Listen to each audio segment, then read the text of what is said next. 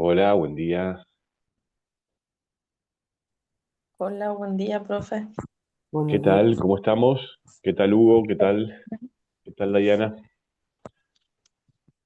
Todo tranqui. Eso tan ¿Todo rápido la bien? semana. ¿Viste? Estamos otra vez. Sí, sí, sí, sí, sí, pasa. Rapidísimo pasa, tal cual. Vamos a esperar un poquito, a ver si se terminan de incorporar los compañeros.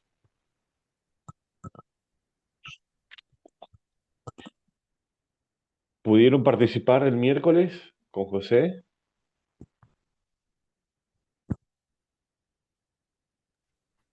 Yo sí, profesor. ¿Vos estuviste, Hugo? Ujú. ¿Qué tal? ¿Cómo estuvo el encuentro? Sí, sí, muy bien, ¿Estuvo bien? muy bien. Se pudo entender bien el material. Ah, bueno, eso es importante. Eso me interesaba más que nada, poder saber eh,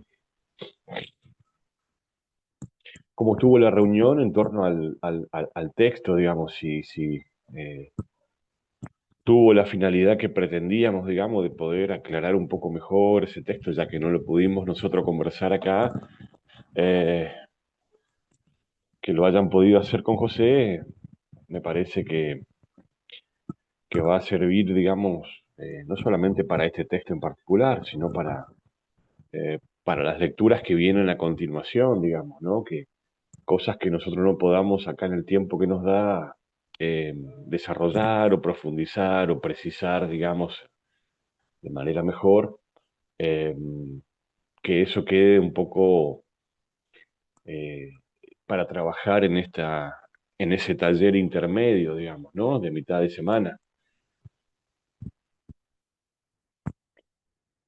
Eh, ¿Acordaron mantener ese mismo día y horario?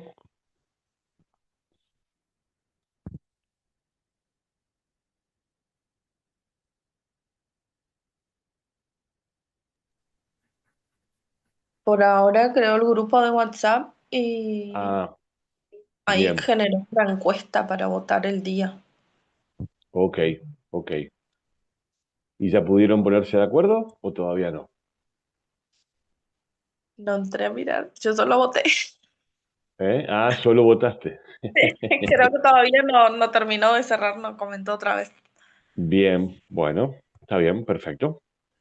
De cualquier manera, lo vamos a seguir haciendo. El día en que se hayan podido poner de acuerdo, que yo creo que preferentemente es mejor siempre entre el miércoles y el jueves, ¿no? Porque nosotros terminamos acá el viernes, así ustedes tienen unos días hasta el miércoles o el jueves de ir desarrollando la lectura eh, y aprovechar entre una clase y la otra, tener esa instancia intermedia para ir precisando cosas, para ir clarificando algunos conceptos, algunos planteos de los problemas que vamos a ir desarrollando, ¿no?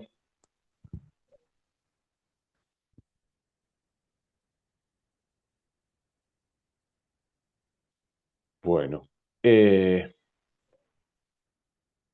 ¿quiénes más faltan? ¿No saben si se van a incorporar ahora o ya hay otro compromiso de algo?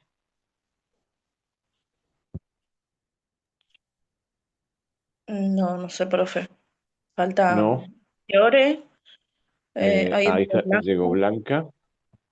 Falta Fiore, Aiza, Fer. Sí.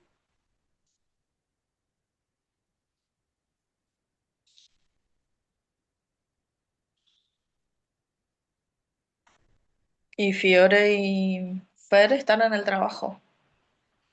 Ellas ingresan y salen. Así. Bueno, ¿todos escuchan bien?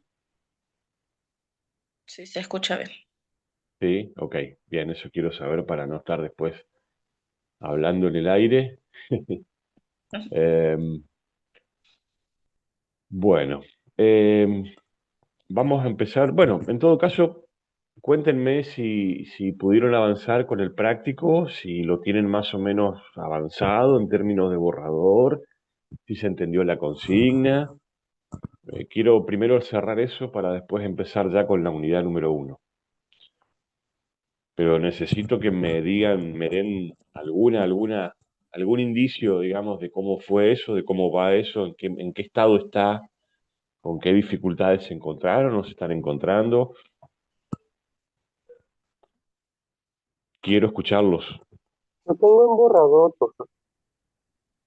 Perdón, Hugo, no te escucho bien. Lo tengo en borrador el trabajo. Ah, lo tenés en borrador. Ujú. Pero ¿pudieron diseñar un Es poco que el esquema? tuve que hacer las 3 lecturas para entrar en el tema y después que el Tuvi- profesor explicó, bueno, ahí les caminé mejor. O sea, tuviste que...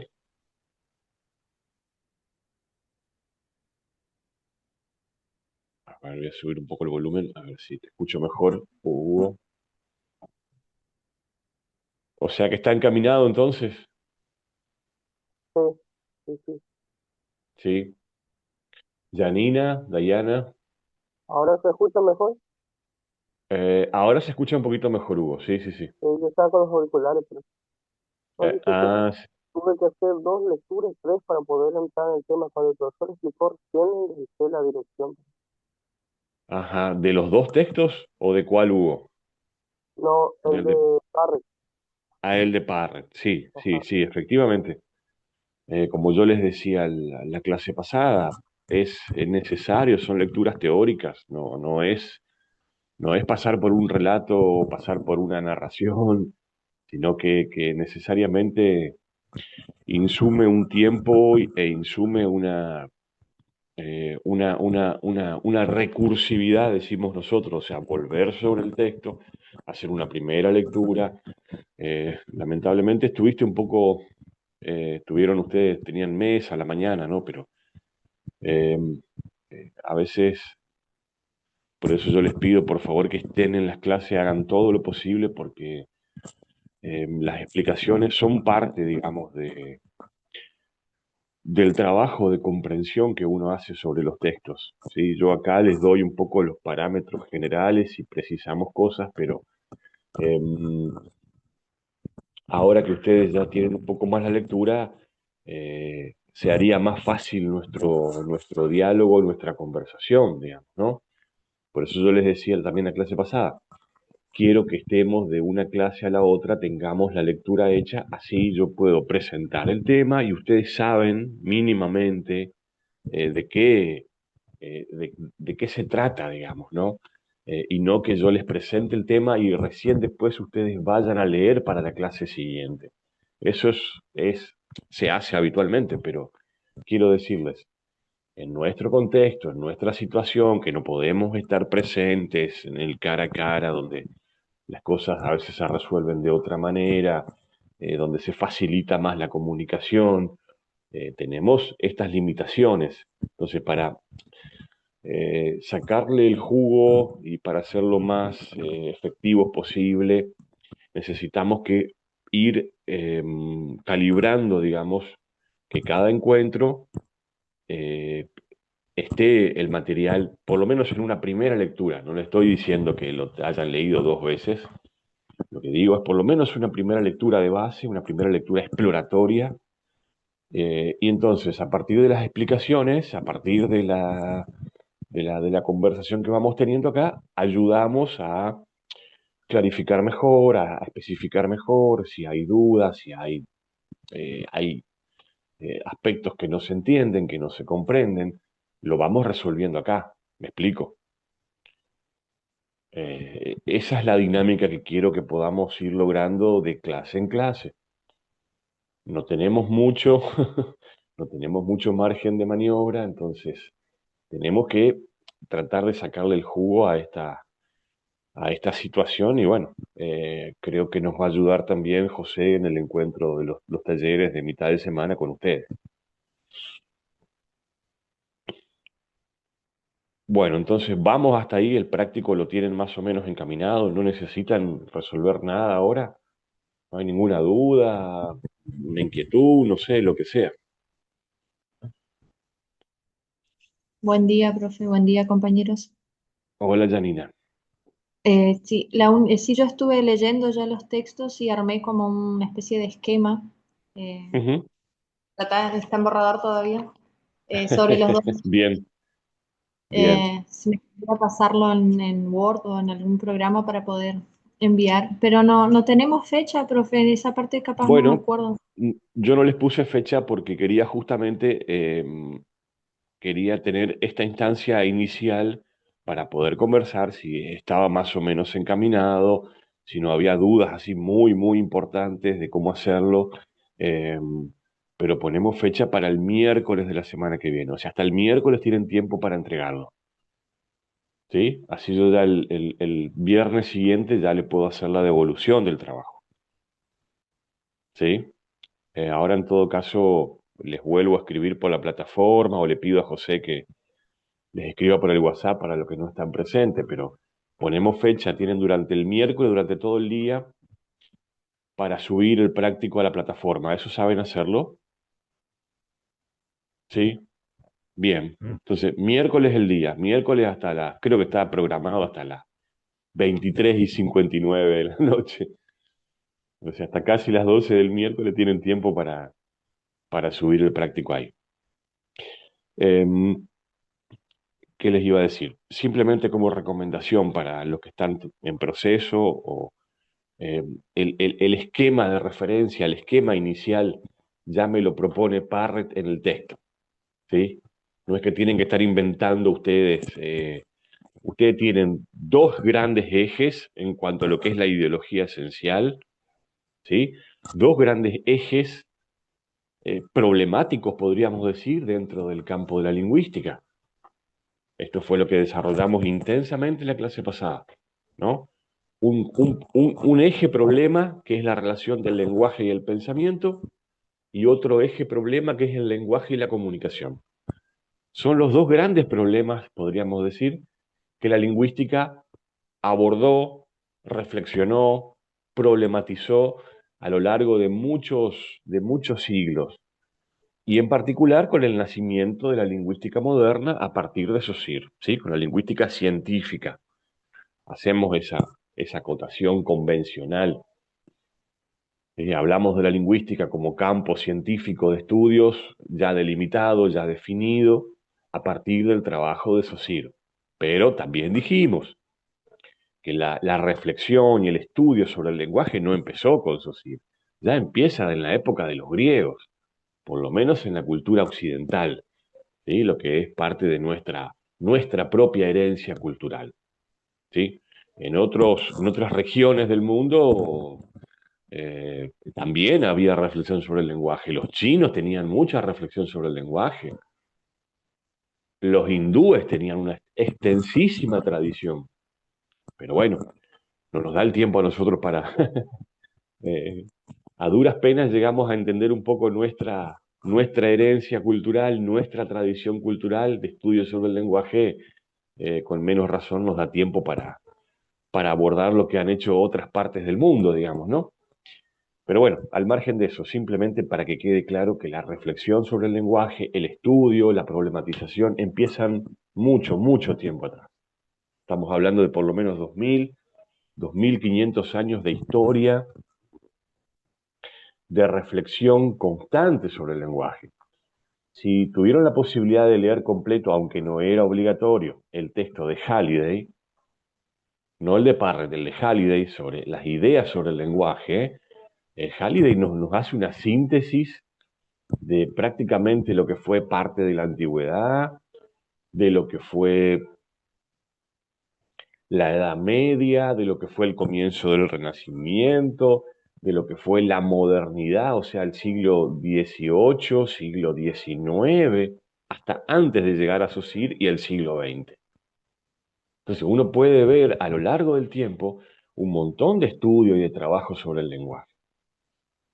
¿Sí? Eso simplemente quiero que les quede lo más claro posible, eh, aunque nosotros ponemos el foco primero en la antigüedad griega, porque es donde se inauguran, si uno quiere ponerle ese término, se dan inicio a dos grandes tradiciones sobre el lenguaje. Me imagino que de esto conversaron con José. No voy a profundizar, simplemente hago el repaso para que se entienda. Hay dos grandes tradiciones en Occidente. Una es la corriente estoica, podríamos decir, la que se inicia con los estoicos, que entiende el lenguaje como acción comunicativa, como acción acción, digamos, eh, que piensa el lenguaje como una actividad para hacer cosas, y la tradición aristotélica, que piensa el lenguaje básicamente como una estructura reglada, normativizada, ¿no? Entonces ahí se aprecia mejor el sentido de entender el lenguaje como regla. Esa idea del lenguaje como regla va a estar presente en los siglos siguientes y llega hasta el siglo XX y nos llega a nosotros. ¿En qué sentido nos llega a nosotros? Porque cuando uno recuerda un poco su escolarización, ¿sí? Si uno se pregunta, ¿qué, qué visión sobre el lenguaje predominó en la escuela? ¿Sí? En la escuela común, digo, en la primaria, en la secundaria, que cada uno de ustedes transitó, incluso la mía.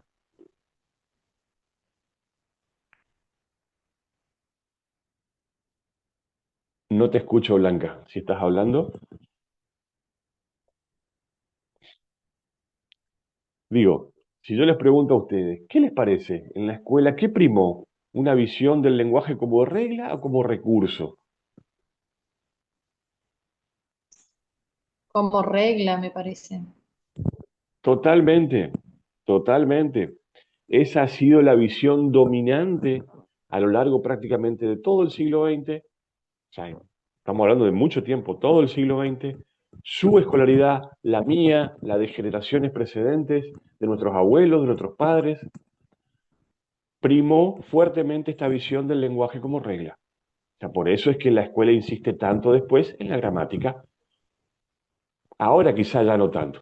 Ahora está un poco como más diluido eso y puede que convivan en las prácticas docentes de las escuelas, convivan algunas visiones más orientadas a la comunicación, a pensar más el lenguaje sobre la comunicación, sobre el trabajo con los textos, y eso conviva con quizá algunos docentes que vienen más de una tradición de estudio gramatical y ponga más énfasis, por ejemplo, no sé, en todo lo que es la categoría de palabras, las clases de palabras, lo que es el sustantivo, lo que es el verbo, lo que es el adjetivo, ¿no? Las definiciones, los paradigmas verbales, la sintaxis, por ejemplo, ¿no? Una oración simple, enunciado, el sujeto, el predicado, pensando más que nada en la primaria y bueno, en la secundaria puede que haya algún resabio también de esto. No sé si me cuentan así rápidamente, qué recuerdan de su escuela media, si es Buen muy día, distinto a lo que estamos a todos. hablando. El día ¿Cómo? que Perdón. estaba leyendo un poquito, buen día, ¿me Buen escuchan? día. Sí, te escucho, Blanca. Cuando leí los textos, estaba recordando un poco más de mi experiencia en la primaria, Ajá. ¿Y qué recordabas, Blanca? recordando cómo el profesor no hacía porque en el portuñol y consumen también programas brasileños. Y el maestro sabía de eso.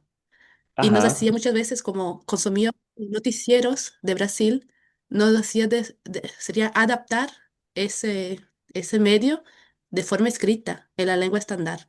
A veces nos pedía para redactar un relato periodístico o si Sí. no, de programas como policiales, nos hacía escribir cuentos policiales, pero todo en la lengua estándar. Y a nosotros En nos el, recostaba porque no teníamos ningún uso del español en casa. Era mm, muy difícil. claro, claro, claro. Sí, sí, sí. Bueno, si yo tomo lo que vos me estás diciendo y por los ejemplos, por los tipos de actividades, te diría que ese profesor estaba más orientado a algo más comunicativo que, que, em, que entender el lenguaje como regla, ¿sí? Aunque claro, su obligación era mostrarte en español estándar, digamos. Claro, lo que quizá él no tenía en cuenta, no tenía en cuenta lo suficientemente, digo, es esa transición necesaria de ustedes, hablantes de portuñol, de hablantes de otra lengua, no tenía, quizá no tuvo la suficiente, ¿cómo les diría? La suficiente pericia para entender que ustedes quizá necesitaban una transición un poco más extensa hacia el español, practicar más el español antes eh, de escribir textos completos, digamos, ¿no? No sé, digo, estoy especulando simplemente por lo que me estás diciendo, vos decís que Yo les también costaba estaba mucho. pensando en qué línea estaba ese, desde qué teoría. Ujú. Pensé también que él reconocía nuestra situación social. Pero no De, los negaba, ¿o sí? no, Bueno, muchas veces hasta intentaba hablar con nosotros como nosotros hablamos, principalmente bueno, en el recreo, ese es pero no muy en la buen clase. gesto. Ah, no en la clase. Bueno, ahí está. Claro, pero bueno, uno puede ver eso como un gesto, yo, para mí, eso ya es todo un gesto de reconocimiento. Eh, he visto muchas experiencias docentes en las que he trabajado en el interior, en la colonia, quizá en otra zona de la provincia, más, todavía más al norte, en San Antonio, Irigoyen, donde he trabajado en escuelas rurales y el portuñol estaba completamente prohibido en las escuelas, prohibido, ¿eh? O sea, solo lo podían hablar los chicos en el recreo, con suerte. Y a veces andaban las maestras atrás de cada uno, no fale portuñol. Sí, Bueno, en sí, particular, mis compañeros siempre como que querían hablar en español y ahí sí. pasaba que mezclaban mucho. Por ejemplo, cuando empezaba a lloviznar, y si tenía que salir al recreo, o algunos decían, profe, está garujando ahora, no podemos salir. Salía el garujando, pero el profesor Garujando. nunca corregía. Eso que me quedó marcado, ¿no? Bueno, está bien, en cierto modo me parece bien. Lo que se trata, bueno, ya que lo planteáis, ya que lo estamos planteando, me parece un buen punto a tener también presente esto casi como parte de un ejercicio profesional que uno va a tener que hacer después en el aula. O sea, ¿cuál va a ser la actitud de uno como docente frente a otros chicos, frente a otros jóvenes que tengan muy fuertemente su presencia de otra lengua en la escuela, digamos, ¿no? Eh, Uno no tiene que estar corrigiendo, o sea, no es el propósito la corrección. ¿Me explico? O sea, el portuñol es el portuñol, tiene su propia lógica, tiene su propia forma de decir, tiene su propia forma de expresar. Entonces, cuando el docente quiere corregir, decir, no, no, no, eso que vos hablas está mal, eso que vos hablas no es así. Bueno, eso es un error, ¿sí? Es un error, porque no es que el portuñol está mal hablado o el portuñol le faltan cosas. No, de ninguna manera, es una lengua completa en sí misma. Entonces, lo que tiene que hacer un profesor en el aula, en todo caso, lo digo esto ya y lo voy a presentar más adelante de manera más consistente, lo que tiene que mostrarle es esto que ustedes dicen en portuñol, en español y sobre todo en la forma estandarizada se dice de esta manera, ¿sí? O sea, hacer más el trabajo de traducción. Entonces, ustedes dicen garullar, bueno, acá en todo caso es garúa, ¿no? O está lloviznando, decimos nosotros en español. Eso es, con el propósito final de que ustedes puedan apropiarse de las formas más estandarizadas del español. Pero no para negar, para suplantar, para, entre comillas, querer corregir el portuñol. Eso es un error, ha sido un error a lo largo del tiempo en las escuelas. Un error, pero gravísimo. No le echo la culpa a los docentes, es el sistema educativo que nunca entendió la diferencia de las lenguas. No hay una lengua que sea mejor que la otra. No hay una lengua que esté más completa que otra. Esto está estudiado científicamente, no es una opinión personal lo que les estoy diciendo. Pero bueno, muchas veces las escuelas, el imaginario docente, siguen creyendo que la forma que se enseña en la escuela es la forma correcta. ¿Me explico? ¿Se entiende lo que estoy diciendo? Lo cual eso no quiere decir después que durante las clases no les muestre el profesor o la profesora cuáles son las reglas propias del español, las reglas ortográficas, eso está muy bien, pero no para querer corregir la lengua de otro, no para querer corregir el portuñol o el portugués o el alemán que a veces algunos chicos todavía traen de su casa, o querer corregir algunas formas del español coloquial que se habla en la comunidad, que se habla en la colonia, que se habla en el pueblo. O sea, hay que ser muy cuidadoso con eso. La forma estandarizada no es mejor que las otras, ni está más completa que las otras variedades. Este es el concepto clave de variedad que ustedes habrán estudiado en sociolingüística. No es mejor, es diferente. Solamente es eso, es diferente. Y el docente lo que tiene que hacer es enseñarle de la mejor manera posible las formas estandarizadas. ¿Para qué? Bueno, para que el alumno o la alumna puedan desempeñarse en otros contextos comunicativos. De eso se trata. Tiene otra función la forma estandarizada. La forma estandarizada de cualquier lengua, no solo del español, ¿eh? Porque también ustedes tienen la forma estandarizada del portugués, que no es la que habla generalmente la gente en la colonia, ni la que habla la gente en los pueblos. Es la forma del portugués que se enseña en las escuelas, en Brasil y en algunas escuelas nuestras. O sea, el portugués también tiene su forma estandarizada. Y uno lo reconoce, lo reconoce sobre todo en la televisión, digamos, ¿no?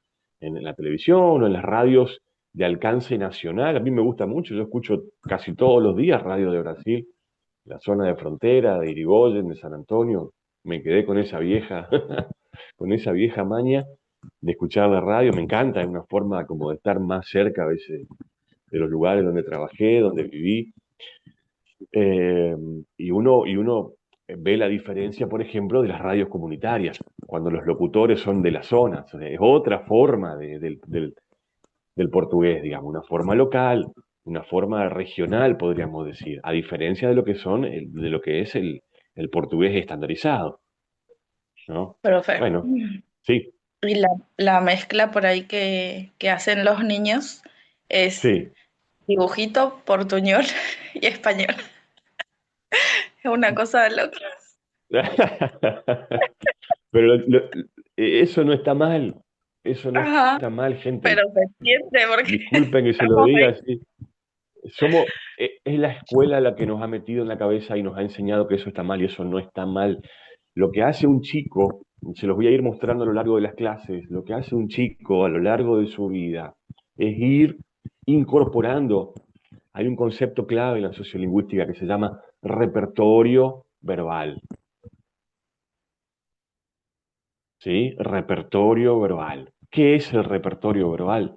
Básicamente el conjunto de variedades lingüísticas que un sujeto va aprendiendo a lo largo de su vida en sus diferentes instancias de socialización.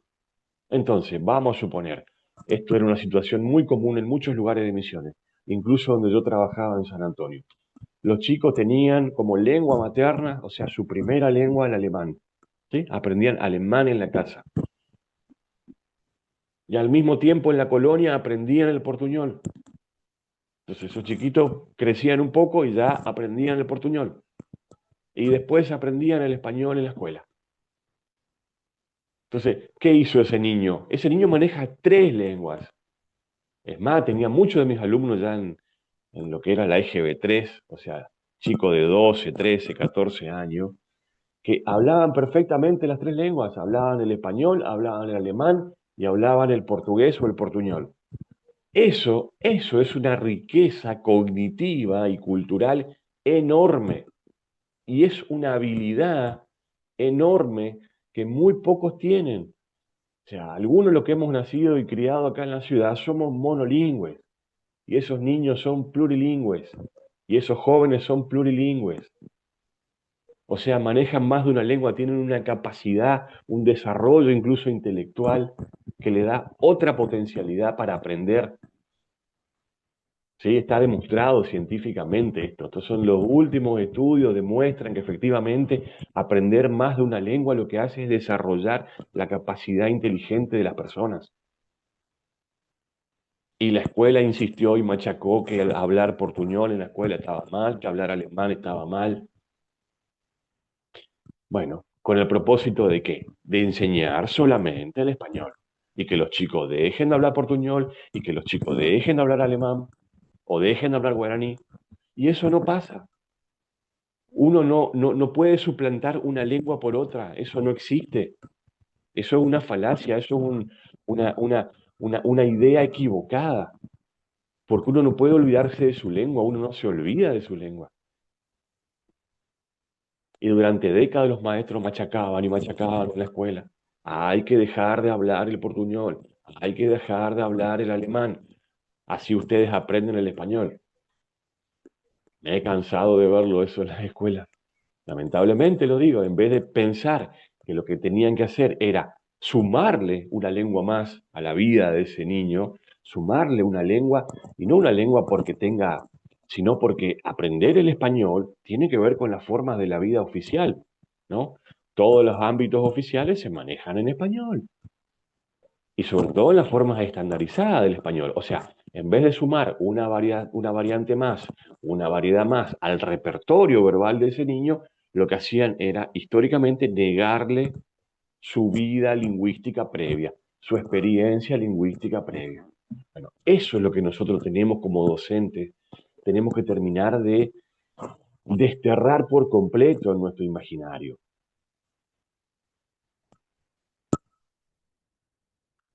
¿Se entiende lo que estoy diciendo?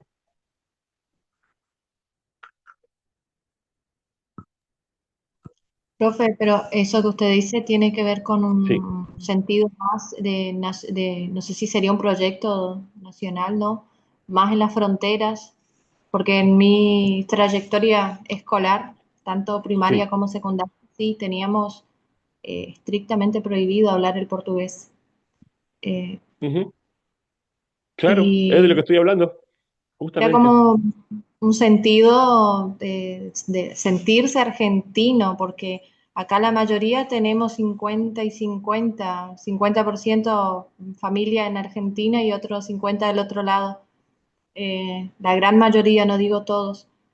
Sí. Entonces, hay que fomentar ese sentido de nacionalidad.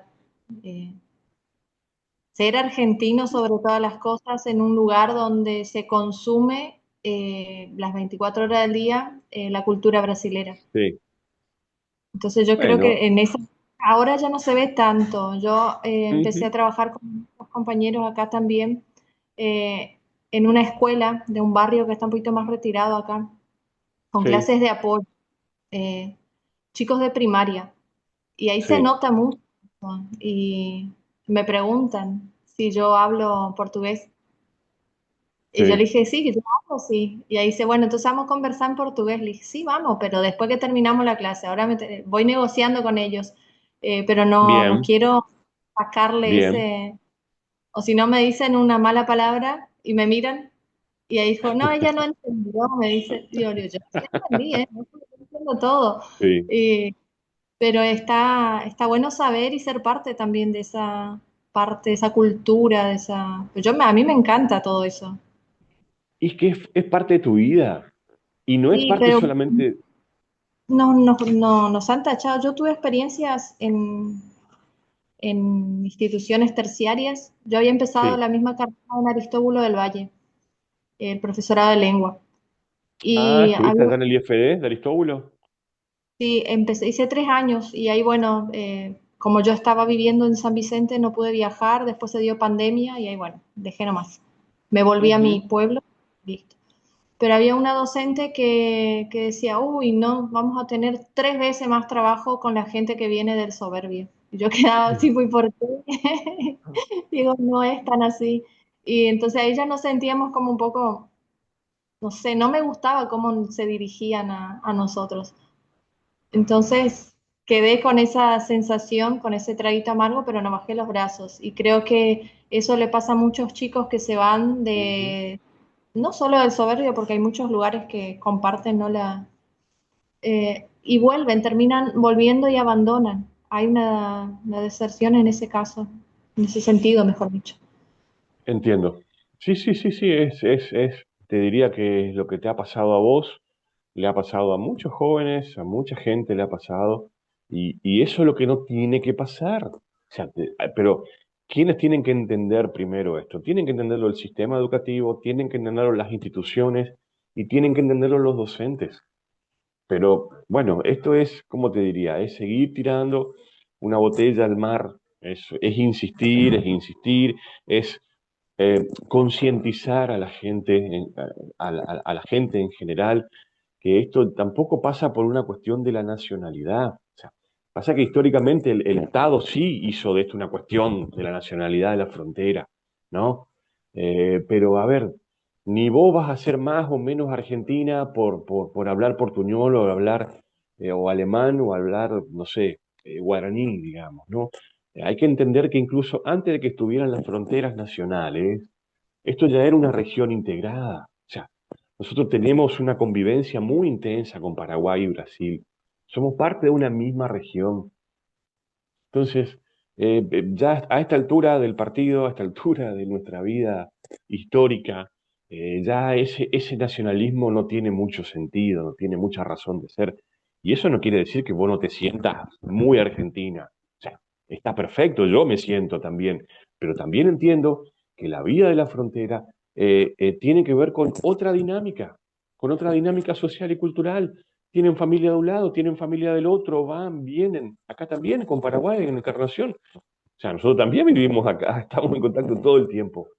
Y hay familias de un lado y familias del otro. Entonces, ese nacionalismo no tiene mucho sentido. Eh,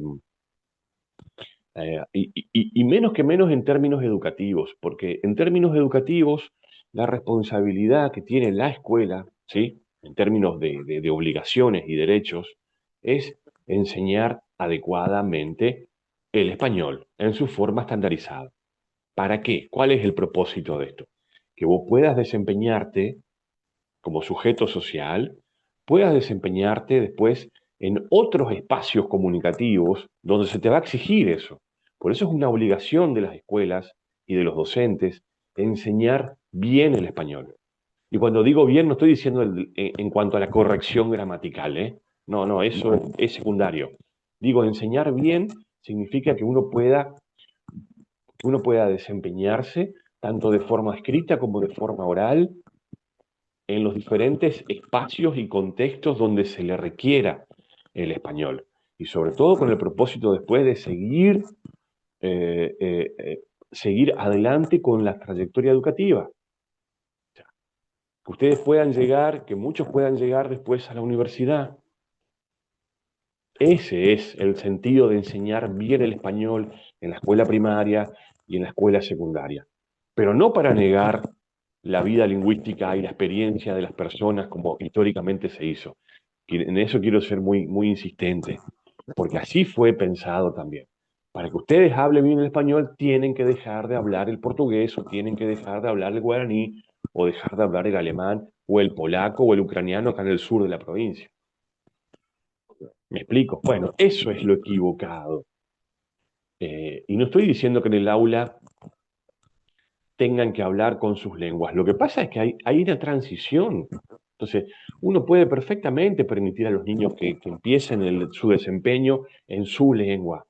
Y después uno los va llevando paulatinamente, progresivamente hacia el español. Pero no como una cosa de dominación, no como una cosa de corrección, no como algo que tenga que ser impuesto, sino como una forma amigable de aprender otra cosa.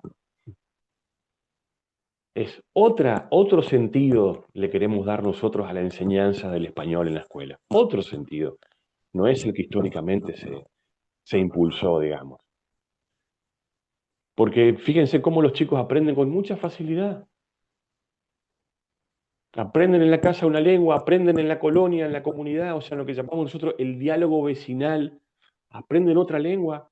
¿Por qué? Porque en la infancia uno está mejor predispuesto, incluso cerebralmente, tiene la mayor predisposición para aprender. Ahora, si la escuela se va a poner siempre en ese lugar de decir, esto es lo correcto, ustedes hablan mal, ustedes no saben hablar, ¿qué hacemos? Lo único que hacemos es dañar autoestimas, dañar subjetividades, porque negarle a alguien su lengua es negarlo como persona, ni más ni menos que eso. La lengua no es solamente un instrumento, no es algo que disponemos para comunicarnos. La lengua es el lugar desde donde pensamos, es el lugar desde donde sentimos, hacia nuestra identidad, hacia nuestra subjetividad. Entonces es algo muy sensible decirle a otro, che, vos hablas mal, vos no sabés hablar. Eso es muy dañino, que encima es totalmente falso, porque si hay algo que ha demostrado la lingüística como ciencia, es que no hay una lengua que sea mejor que otra. No hay una lengua que esté más completa que otra. Lo que hay son simplemente diferencias. Las variedades son diferencias. Bueno, entonces uno tomando ya esas evidencias científicas que no son de ahora, gente, ¿eh? Esto ya lo demostró la antropología lingüística a comienzos del siglo XX, la década del 20, la década del 30, que daba estas discusiones.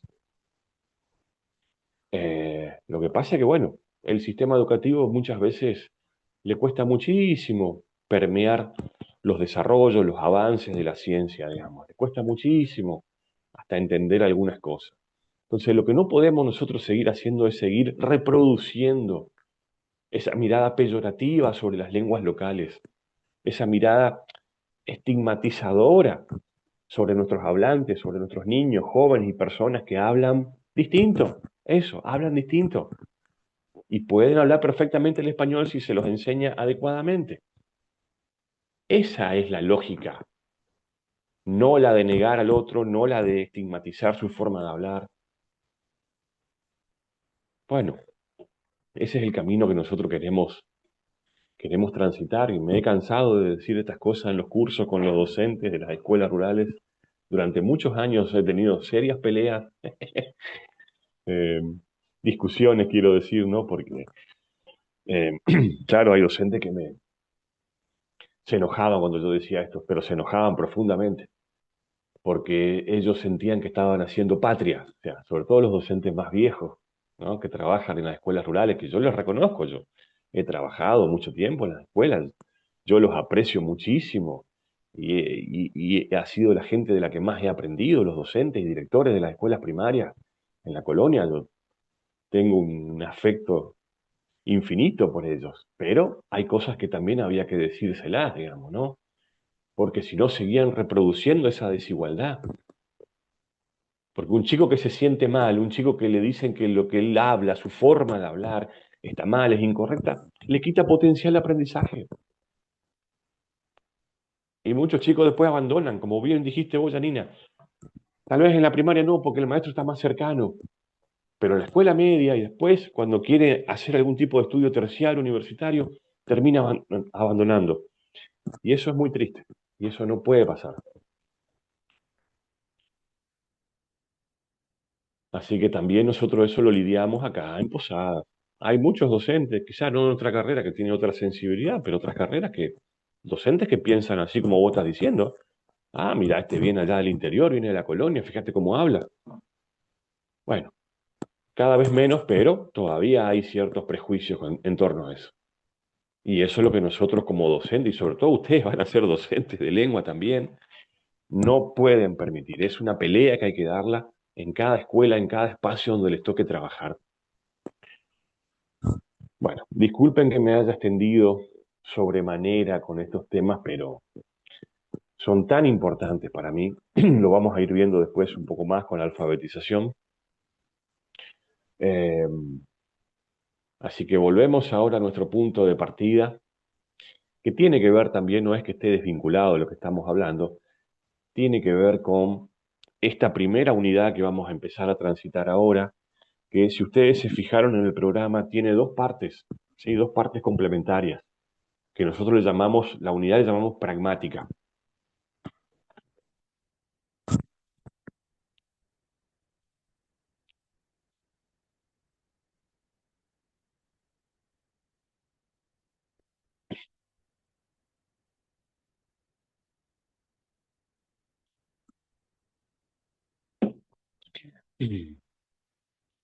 Em, Esta unidad entonces que nosotros llamamos pragmática se compone entonces de dos partes. Se lo voy a ir mostrando, si me permiten. Voy a compartirles ya el Power, así ustedes van siguiendo un poco mejor ahí. Y a ver, me dicen después si lo pueden ver o no.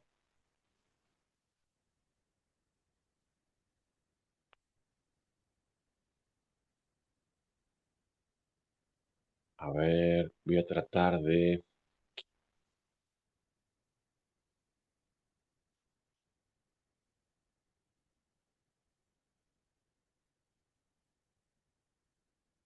Voy a tratar de ampliar, si me permite.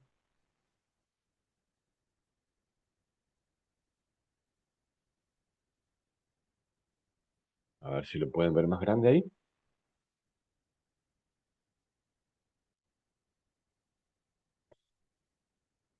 ¿Sí? ¿Lo pueden ver? Profe, solo que como medio cortado la parte de arriba. Ah, está cortado. A ver, a ver, a ver. A ver si lo llevo más para acá. Ah, este Zoom no me gusta. Para mí me gusta más el Google, el Meet. Eh, ¿Se sigue viendo cortado? A ver, lo voy a achicar un poquito.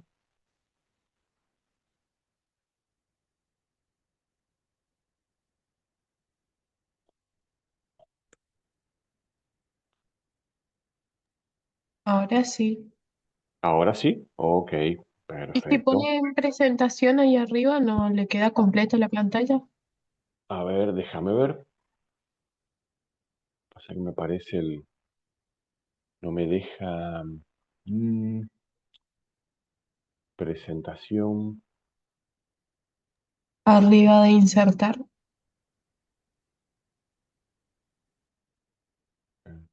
A ver ahí.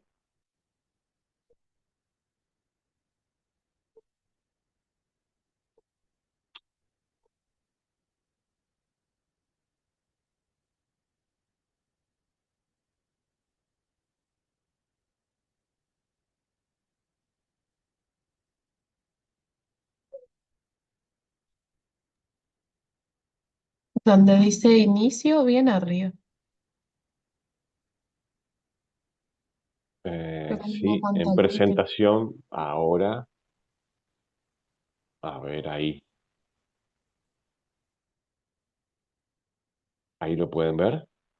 Ahí lo puse completo. Sí, sí, ahora se ve Sí, completo. ahora ¿Sí? Ok. Bueno, vamos a ver si no se me queda muy lento. Em, bueno, entonces, llamamos nosotros a esta primera unidad pragmática, que se compone, tiene dos partes bien definidas, digamos, pero complementarias entre sí. Eh, una tiene que ver con lo que son las teorías de adquisición del lenguaje, que es lo que vamos a empezar a ver ahora, y nos vamos a detener bastante en eso. Por eso es que yo le sugerí ya hacer una primera lectura, en lo posible, del texto de Brunner, ¿sí? El texto de Brunner, donde eh, nos va dando algunas pistas ahí sobre cómo se entiende la adquisición del lenguaje desde un punto de vista particular. Entonces, estas teorías de adquisición se complementan después con lo que va a ser la segunda parte de la unidad, que tiene que ver justamente con la alfabetización. Nosotros nos vamos a detener, en la medida de lo posible, en lo que es la alfabetización inicial. Esto es, cuando el niño empieza el proceso de escolarización. ¿Y por qué nos importa detenernos específicamente ahí? porque creemos que es el punto más crítico que tiene un sujeto, digamos, un sujeto social, que es el comienzo de la escolaridad, y sobre todo en nuestros contextos, como veníamos hablando anteriormente, de niños que todavía vienen hablando la lengua de su familia, la lengua de la comunidad, que no necesariamente es la del español, o que entienden algo de español, pero no lo hablan, o no lo hablan fluidamente, o lo hablan parcialmente. Entonces, comenzar a aprender a leer y escribir con otras experiencias lingüísticas se vuelve un desafío muy importante para el docente y sobre todo para los niños, ¿no? Eh, Históricamente, los niveles en nuestra provincia, los niveles de fracaso escolar, los niveles de repitencia, los niveles de, eh, decimos fracaso escolar, hablamos de repitencia y de deserción, fueron muy altos. Y eran muy altos justamente por esto que estábamos diciendo, ¿no? Por estas políticas tan estrictas de prohibición en el aula a niños, que vienen de otros contextos culturales, que vienen de otras prácticas, otros hábitos lingüísticos.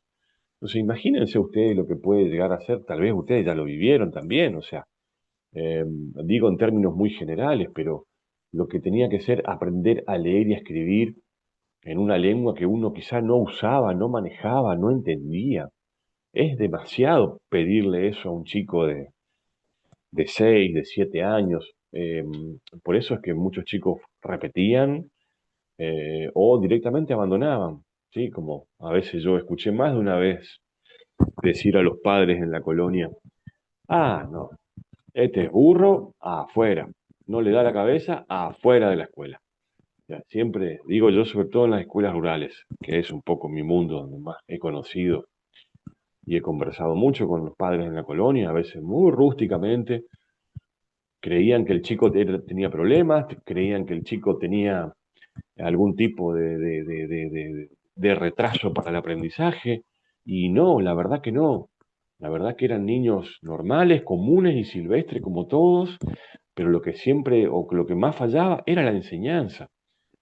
Pero lo más triste de esto es que hacíamos responsables a los niños por no poder aprender bien, ¿no?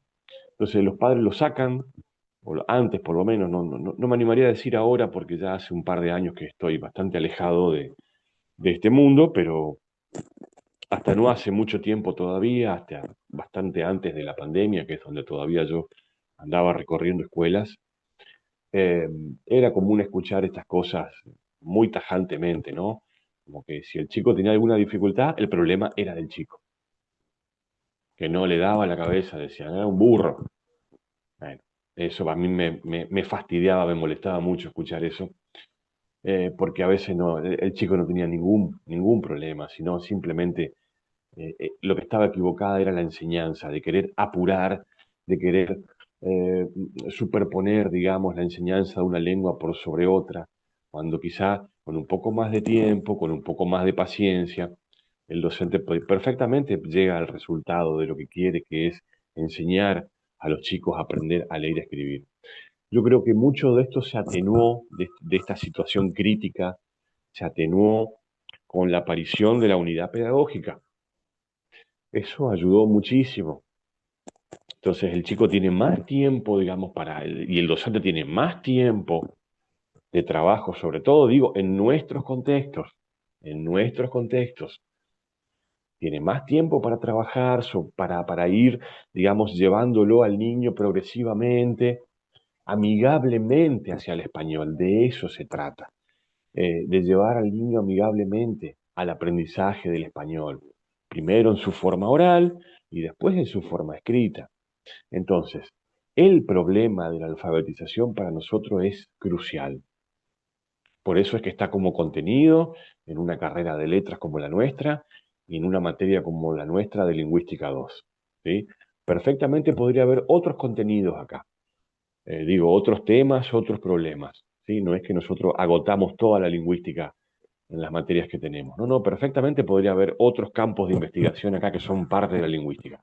Pero esta es una decisión de carrera y es una decisión de cátedra tomar estos temas que son cruciales para nuestro contexto educativo, para nuestra jurisdicción, para nuestra provincia y en particular para muchas de las zonas rurales que son enormes en nuestra provincia, donde hay mucha población todavía que vive, que trabaja en la chacra, eh, y las escuelas que están emplazadas en estos lugares, ¿no? Eh, no sé si tienen alguna idea de los números, pero en la provincia hay aproximadamente 1.300, 1.400 escuelas en total, ¿sí? Contando las escuelas primarias, contando las escuelas secundarias, algunas de nivel inicial, otras de nivel inicial que están ya incluidas en las escuelas primarias. En total, aproximadamente hay 1.400 escuelas. ¿Saben cuántas escuelas rurales hay de esas 1.400 del total? ¿Tienen idea?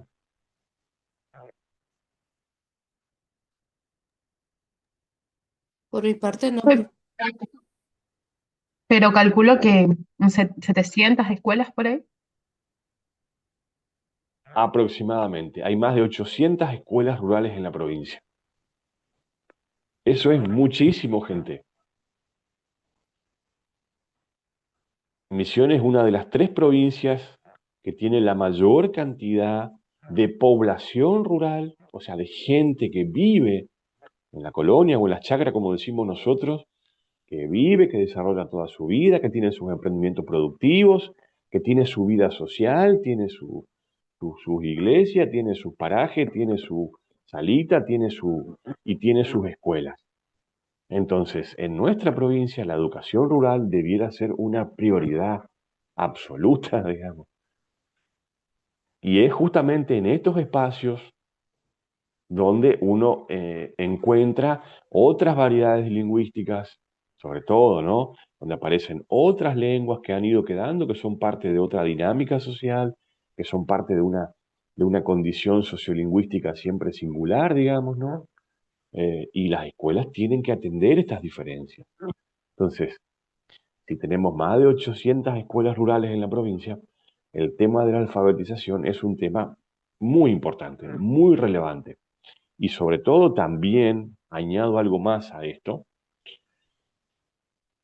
en que ustedes, quizá con el tiempo, quizá cuando terminen el profesorado y decidan quizá trabajar o finalizar la licenciatura, ustedes van a tener quizá la posibilidad de trabajar en algún instituto de formación docente.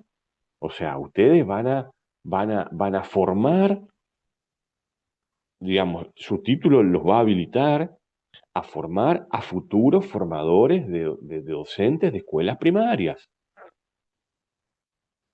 Entonces, ustedes van a enseñarle a un docente de escuela primaria más o menos los métodos alfabetizadores, las maneras de alfabetizar, que nosotros vamos a ver acá de un modo muy sintético, muy acotado, pero con una cierta profundidad. O sea, ustedes se van a llevar de acá, vamos a hacer el intento, como todo, de llevarse una buena base de temas teóricos vinculados con la alfabetización inicial. O sea, que esto va a ser parte también de un bagaje profesional a futuro, ¿sí? Entonces es muy importante también poder incidir después en lo que es la formación docente. Así que en la medida que ustedes también puedan apropiarse de esto, puedan leerlo, puedan trabajarlo mucho, eh, creo que van a tener también disponible entonces otro caudal de saberes, de conocimientos. Nuestro título principalmente nos habilita para trabajar en la escuela media, pero también nos habilita, nuestro título universitario nos habilita para trabajar en un instituto de formación docente. O sea, también estamos habilitados para eso.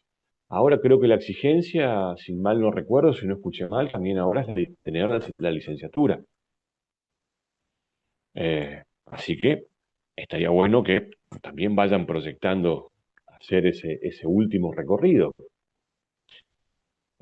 Así que digo, entonces, tenemos dos temas, dos grandes temas en esta primera unidad que están íntimamente relacionados. Y ahora voy al punto más específico.